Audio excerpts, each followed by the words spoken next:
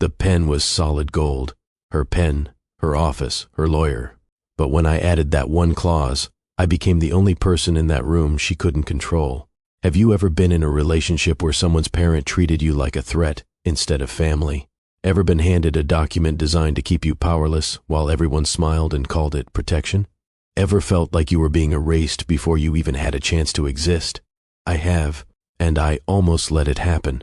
My name is Naomi Cross. I'm about to tell you how my future mother-in-law tried to turn my marriage into a lifetime lease with terms I could never escape. How she bought my future home without telling me. How she structured my entire life so that if anything ever went wrong, I'd walk away with nothing. Not just no money, no home, no equity, no proof I was ever there. But here's the thing. I didn't fight her with emotion. I didn't scream or make demands or threaten to walk away. I just added 47 words that she never saw coming. 47 words that flipped the entire power structure on its head. If you've ever felt underestimated, stay with me. And if this story already has your blood pressure rising, hit that like button. You're going to want to remember this one, because what I'm about to tell you isn't just about a prenup. It's about the quiet ways people try to own you. The invisible architecture built around your life while you're too in love to notice. And what happens when you finally read the fine print and write back. Let's start at the beginning. The first time I should have seen it coming. Her name was Margot Castellane, and the first time I met her, I thought she liked me. We met at Luminaire, not a restaurant, an experience, the kind of place where they don't give you a menu because deciding what you eat would be gauche. They just bring you 12 courses of things that look like art installations and cost more than my monthly rent. Julian had called it just lunch. Casual, no pressure. Meet my mom. She's excited to meet you. I wore my nicest dress, navy blue, classic. I thought I looked put together. When I walked in and saw Margot waiting at a corner table flooded with natural light, I realized I looked like someone playing dress up. She was smaller than I'd imagined. Delicate bone structure, silver hair cut with geometric precision, posture so perfect it made everyone else in the room look like they were melting.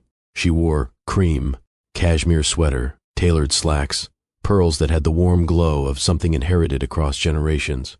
When she saw me, she stood, smiled, took my hand in both of hers. Oh, Julian has told me such lovely things. A music therapist. How extraordinary. The double hand clasp lasted exactly 3 seconds, warm enough to seem maternal, brief enough to maintain control. I'd learn later this was signature Margot. Every gesture calibrated, every word chosen. You must have such patience. Working with trauma survivors, that takes a special kind of person. Thank you, I said. I love the work. Of course you do. She settled back into her chair, a movement so fluid it looked choreographed. That's the only reason to do work like that, isn't it? Love. Certainly not the compensation. Julian shifted beside me. Mom, I'm being sincere, darling. She turned that smile back to me, warmer now, more direct. Not everyone is motivated by financial advancement. It's refreshing. So many young people today, they're always calculating. You can see it in their eyes. Always doing math.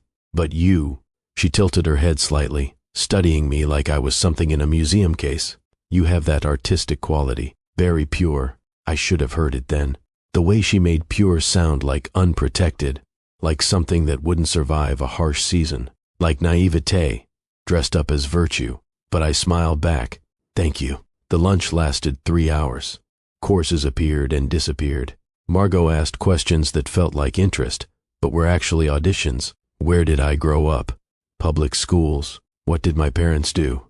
My mother was a nurse. My father taught high school history. Did I have siblings? One brother, Marcus, worked in tech.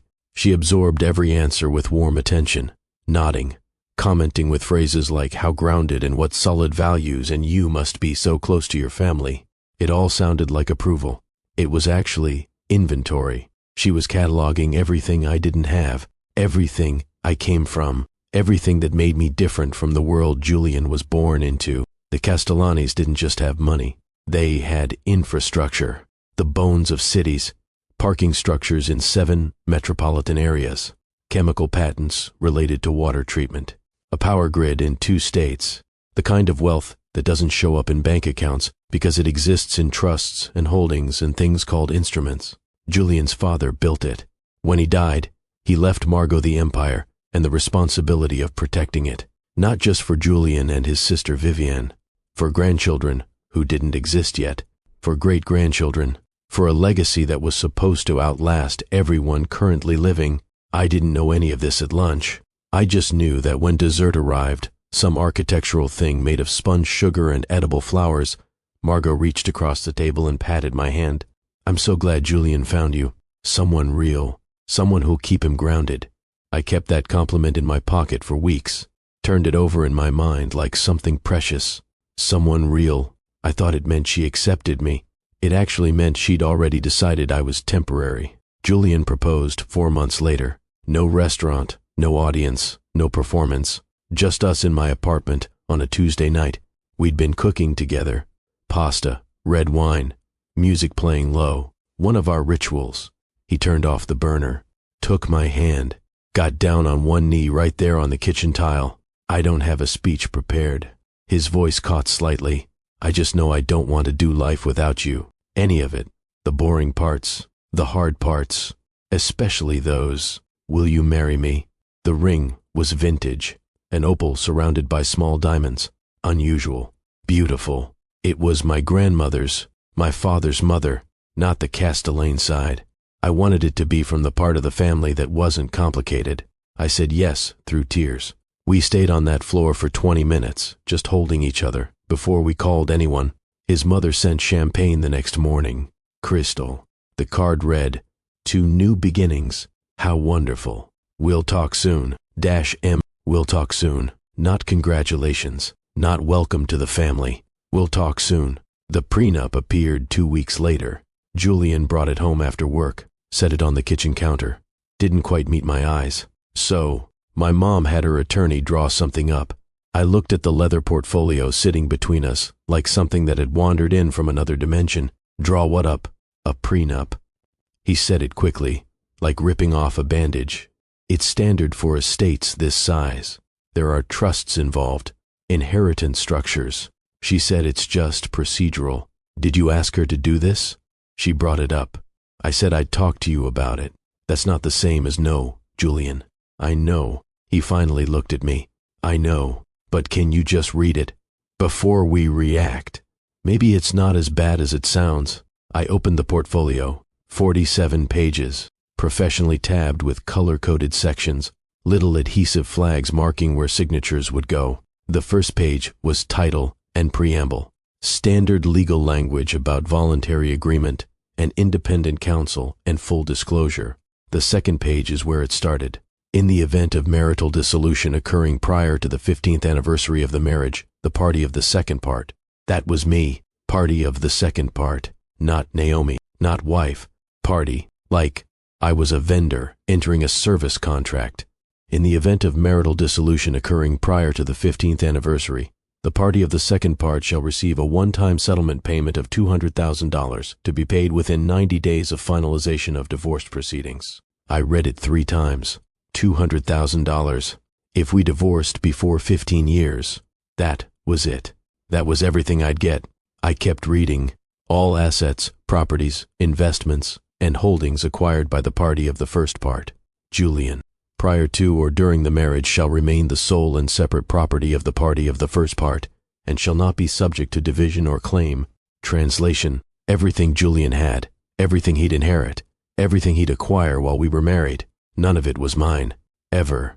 Any inheritance, bequest, or trust distribution received by the party of the first part during the course of the marriage shall be considered separate property, immune from claims of community property, or equitable distribution. His inheritance, his family money, untouchable. I turned pages. My hands weren't shaking yet, but they would be soon. Primary residence. In the event that the parties acquire a primary residence during the marriage with financial assistance from the Castellane Family Trust, said residence shall be held in trust with the party of the first part designated as primary beneficiary. The party of the second part shall have residency rights during the marriage, but no ownership claim. I stopped. Read it again. We'd been looking at houses, talking about neighborhoods, Julian mentioned his mother wanted to help with the down payment. A gift, he'd said, to get us started. This wasn't a gift. This was a lease. We'd live in a house his family owned. I'd have residency rights, not ownership. Rights, the kind of thing you give a tenant. If we divorced, I'd be evicted from my own home. I kept reading because I had to see how deep it went. There was a section on children. In the event of offspring, they actually used the word offspring. In the event of offspring, all matters pertaining to trusts, education funds, and financial planning shall be managed by the Castellane Family Board, with the party of the first part serving as primary representative. Our children, if we had them, their money, their futures, their trust funds, controlled by Margot's board, Julian, as representative, me, as, what? Observer? I closed the portfolio. Julian was watching me from across the kitchen. Naomi, I need to think. I know this looks like your mother designed a version of our marriage, where I'm a guest. I kept my voice level. Where I live in your house, raise your children, stay as long as you want me, and leave with a severance package when you're done. That's not what this is. Then, what is it? He didn't answer. I took the prenup to my bedroom, sat on the floor with my back against the bed, read the whole thing, every page, every clause, every subsection with its Roman numerals and its whereas statements and its party of the second part. It was a masterpiece, legally airtight, professionally thorough. It covered every possible asset, every potential claim, every scenario where I might think something was ours when it was actually his. By the time I finished, it was 2 a.m. Julian had gone to bed, or was pretending to sleep. I could hear him breathing in the next room, the rhythm slightly off, the way it gets when you're awake but trying not to be. I didn't sleep, not because I was angry. I'd burned through anger around midnight. I didn't sleep because I was thinking about the lunch at Luminaire, someone real, someone grounded, about the champagne, we'll talk soon, about every interaction with Margot that I'd read as approval when it was actually assessment. She'd been planning this since the beginning, since before Julian proposed, probably since the first time he mentioned me seriously. She'd been constructing the terms of my entry into her family, making sure that no matter what happened, the architecture held. The money stayed where it was. The power remained exactly where she'd placed it. And Julian, my Julian, who cried when he proposed, who chose his grandmother's ring because it wasn't complicated. He'd known this was coming, maybe not the details, but the concept, the fact of it, and he'd let his mother do it, instead of protecting me from it. I called my brother at 7 a.m. Marcus, I need you to read something. He's not a lawyer. He's a contract negotiator for a software company, but he knows how to see power dynamics written into language, how to spot the clauses designed to look reasonable while doing something else entirely. I read him sections over the phone, the settlement amount, the separate property designations, the residence clause, the children's trust structure. When I finished, he was quiet for a long time. Lila, this isn't a prenup. What is it? Terms of service. You're not marrying into this family. You're accepting a license to participate in Julian's life with limited user privileges. Can I negotiate it? You can try, but the power differential here, he sighed. They have lawyers on retainer, probably the same firm that's been protecting their assets for 3 generations. You have what, exactly? I have Julian. Does Julian disagree with any of this? I didn't answer. That's what I thought. Marcus's voice softened. Look, you can hire your own lawyer. Propose amendments. Whether they accept them is another question. But Naomi, you need to ask yourself something. Even if they agree to changes, do you want to marry into a family that started this way? That thinks of you as a risk to be managed? I sat with that question for 2 days. Didn't give Julian an answer. Didn't fight.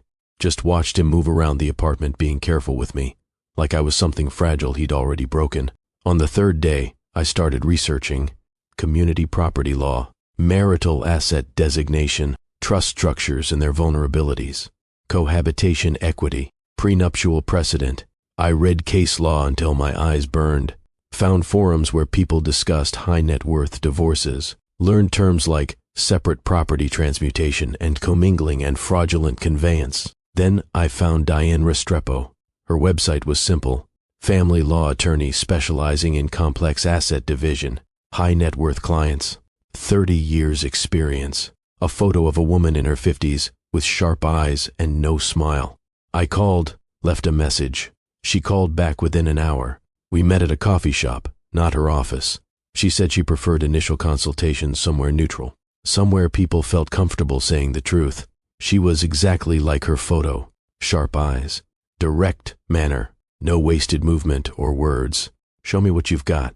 I slid the prenup across the table. She read it while I drank an espresso and tried not to vibrate out of my skin. She read slowly, flipped back to earlier sections, made small notes on a legal pad.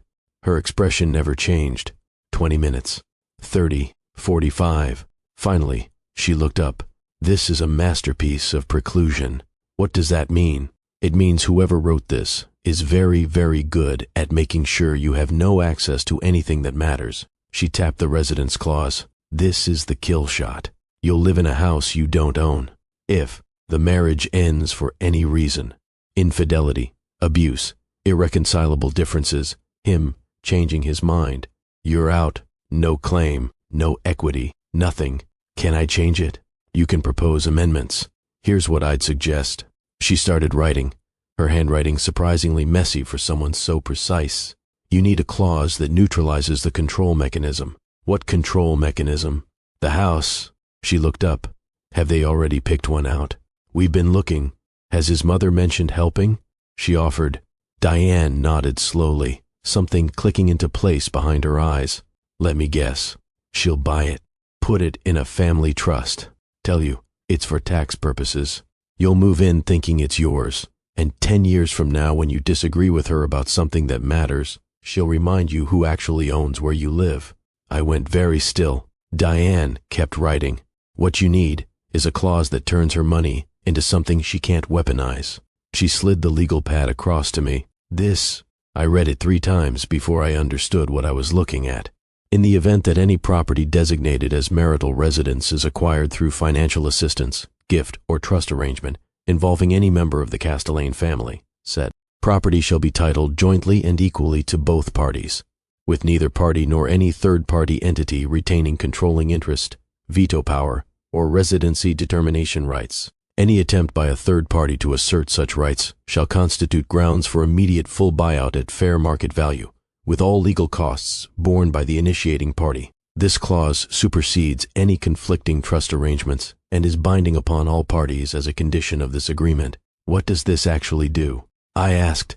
It means if mommy buys you a house and tries to use that as leverage later, threatens to revoke it, uses ownership to make decisions, tries to assert control, she automatically triggers a buyout process that costs her money and power. It makes her financial help a gift she can't take back, not a leash she can tug whenever you step out of line. Will she accept this? Diane smiled. It wasn't a warm smile. It was the smile of someone who'd spent 30 years watching people get quietly dismantled by documents they didn't read carefully enough. Absolutely not. But that's information too. I had the clause reviewed by 2 more attorneys, paid for consultations I couldn't really afford. Both said the same thing. Legally sound, strategically aggressive, guaranteed to detonate on contact with someone like Margot Castellane, but airtight, no loopholes, no ambiguity. I added it to the prenup in red ink, wrote it carefully on page 19, right after the residence section, dated it, signed my initials next to it. Then I gave it to Julian over breakfast. He read it while his coffee went cold. Read it again, looked up at me with something in his face I'd never seen before. Surprise, recognition, maybe respect. You had this reviewed by 3 attorneys. My mother is going to... He stopped. This is going to be a problem. The prenup was already a problem, Julian. I'm just responding in kind. Naomi, she's trying to protect... Me? I kept my voice quiet. Is she protecting me? Because this document protects your family's assets from me. My clause protects me from your family's control. If both are reasonable, we're fine. If only one is reasonable, then we have a different conversation. He stared at the paper, at me, back to the paper. I need to call her. Okay. He stood, phone already in hand, walked into the bedroom. The door didn't close all the way. I didn't try to listen, but sound carries in small apartments. I heard his voice rise and fall. Heard him say she added a clause. Heard him say, "No, Mom, listen." Heard him say, "I know what you're trying to do, but that's not the same thing as." Heard him say, Mom, I need you to actually hear me right now." The call lasted 1 hour and 6 minutes. I know because I watched the clock. When he came back, he looked exhausted. She wants to meet all of us. Her, you, me, and Charles, her attorney. Okay, she's not happy. I didn't think she would be. He crossed to me, took my hands. "Are you sure about this? We could get married without the prenup. Start fresh. Could we? Or would your mother hold that over us forever? Every financial decision, every choice, would there always be this undercurrent of her disapproval? Her withheld support?" He didn't answer. That was answer enough. The meeting was set for Thursday afternoon. Margot's house, the same library where this had started. Julian suggested I wear navy. She respects people who look put together. I almost laughed.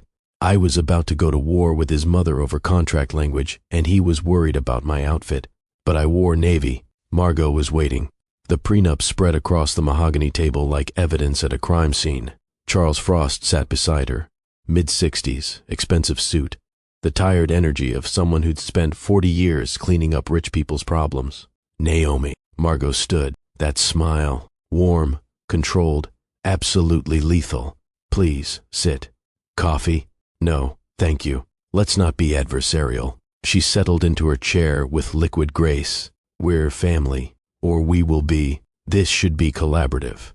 I agree. That's why I added my clause, to make sure the collaboration is balanced. Charles cleared his throat. The sound of a man who'd given this exact speech 100 times before. "Ms. Cross, the language you've proposed creates significant complications. The trust structures that the Castellane family uses for property acquisition are designed for tax efficiency and estate planning. Your clause would effectively dismantle." "No," I interrupted quietly. "It wouldn't dismantle anything. It would just prevent those structures from being used as control mechanisms." Margot's smile thinned by a fraction. "That's a rather cynical interpretation." "Is it?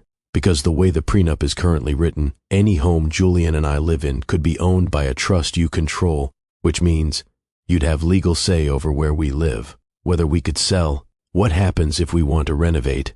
You'd be a permanent third party in our marriage. That's not the intent. Then accepting my clause shouldn't be a problem." The temperature in the room dropped 10 degrees. Charles tried again. "The issue is precedent.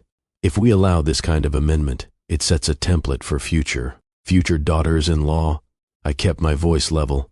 "Future people who marry into this family and don't want to be permanent guests in their own lives." "You're being dramatic." Margot set down her coffee cup with a sound like a gavel. "I'm being precise. The same way your prenup is precise. That document protects Julian. From me, yes, I understand. My clause protects me from you. If both are reasonable, we sign both. If mine is unreasonable, then we need to talk about why protecting him from me is fine, but protecting me from you is offensive." Silence. Julian, who'd been quiet until now, spoke. "She's right, Mom." Margot turned to him. Something flickered across her face, too fast to name. Shock, betrayal, recalibration. "Darling, she's right. I didn't see it before, but..." He looked at the prenup, at my clause, at his mother. "You were going to buy us a house, weren't you? Before the wedding, you mentioned it at Easter as a gift. In your trust, you said it was for tax purposes, but..." His voice changed, hardened slightly. "It would have been yours, legally, and if Naomi and I ever disagreed with you about anything important, you'd have that, the ability to..." "What? Threaten to revoke it? Remind us who really owned it." "Julian, I would never. You might not mean to, but the structure would let you." That's what she's saying, and she's right. I watched Margot recalibrate in real time. It happened fast. A blink, a breath, a subtle shift in posture. When she looked at me again, something had changed. "I see I've given the wrong impression." Her voice was gentle now, almost contrite. "That was never my intent. Naomi, if you feel this is necessary for your peace of mind, then of course we can discuss revision." "Not revision. I said it gently but firmly. Addition. My clause stays as written, or I don't sign. Charles started to protest, but Margot raised one hand. He stopped mid-syllable. How long have you been planning this? She asked. The attorneys, the research. This wasn't impulsive. About 2 weeks. You're more strategic than I gave you credit for. You're more controlling than Julian warned me you'd be. For just a moment, something almost like humor touched her eyes. We're going to have an interesting relationship, aren't we? That depends on whether you sign. She looked at Charles. Some wordless communication passed between them. Years of collaboration compressed into a glance. He sighed, took out a pen, made a note on the document. We'll have our attorneys review the amended version, if it's legally sound, and I suspect it will be, given how thoroughly you've prepared. Then we'll move forward. It took 3 more weeks. Margot's lawyers tried everything, softening the language, adding exceptions, creating loopholes. Diane Restrepo caught every attempt, sent back revisions that closed them. It became a chess match played over email and courier-delivered documents. In the end, my clause stood exactly as I'd written it. The final prenup was signed on a Tuesday in Charles Frost's office, downtown, 47th floor, floor-to-ceiling windows overlooking the city. Margot brought champagne to family. She raised her glass. And to underestimating each other less, I raised mine. To boundaries, she echoed. This time when she smiled, it was different. Not warm, but real. The smile of someone who'd just realized the game had changed and decided she could live with the new rules. Julian and I were married in September. Small ceremony, just family and close friends. A garden venue, late afternoon light. Everything warm and golden. I wore ivory. Julian cried when he saw me walking down the aisle. Not for the cameras, not for show, just for me. I've kept that moment somewhere. Nothing can touch it. Margot gave a toast at the reception. Gracious, careful, full of phrases like new beginnings and bright futures, and how proud she was to welcome me to the family. She meant all of it, and none of it. We both knew. The house we bought is in both our names, equally, 50-50, no controlling interest, no veto power. The Castellane Family Trust provided assistance, restructured per my clause. Margot's lawyers made sure every I was dotted.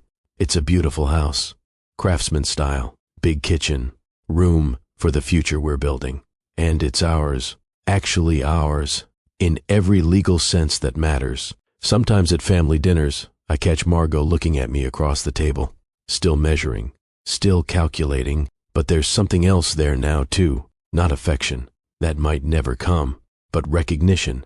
She tried to build a cage and call it generosity. I didn't burn it down.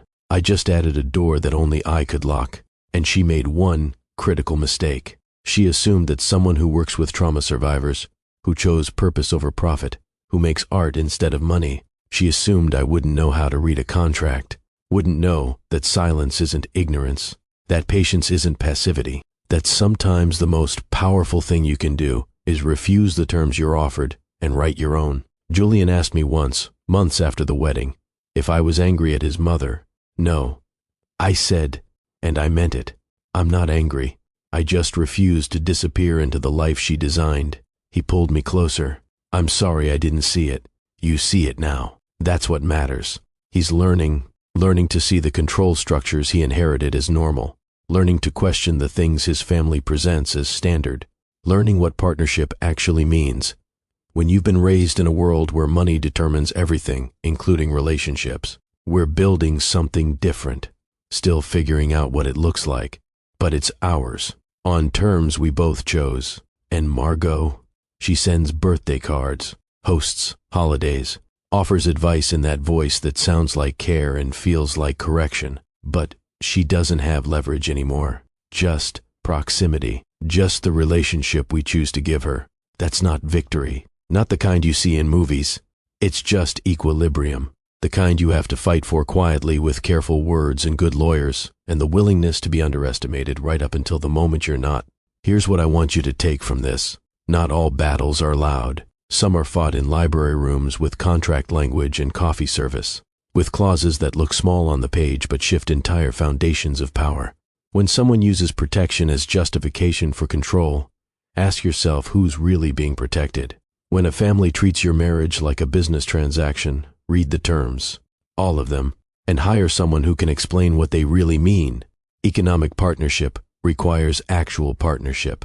You cannot build a future in a house someone else can take away. You cannot raise children whose futures are controlled by people who see you as temporary. You cannot live a life where your presence is tolerated, but your partnership is denied. And here's the thing about worth. Your value isn't determined by your salary. Intelligence comes in many forms: emotional, strategic, legal, creative. Knowing your worth means refusing to disappear into someone else's design.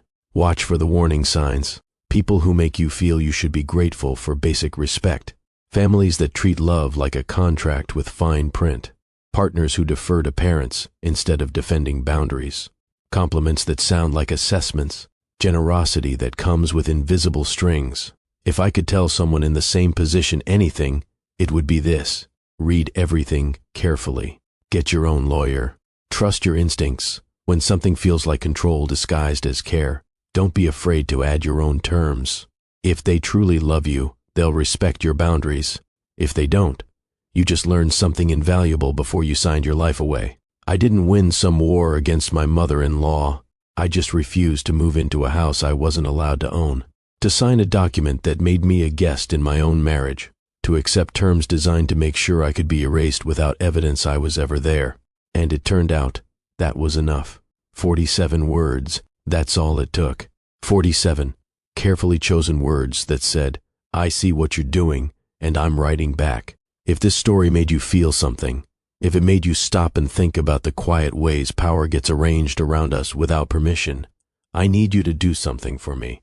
First, hit that like button. Smash it. It tells me these stories matter, that unpacking the truth about love and power and control is worth doing.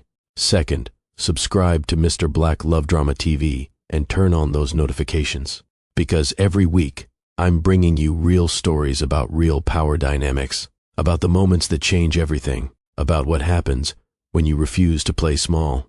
And third, this is the most important one. Drop a comment. Tell me your story. Have you ever had to stand up to a partner's family? Would you have signed the original prenup or fought back? What would your one clause be? Your stories matter. Your experiences matter. Sometimes hearing that someone else went through something similar and survived, that's what gets us through the hard moments. This is Mr. Black Love Drama TV, where we don't just tell stories, we unpack the truth about love, power, and what happens when you refuse to disappear. I'll see you in the next one.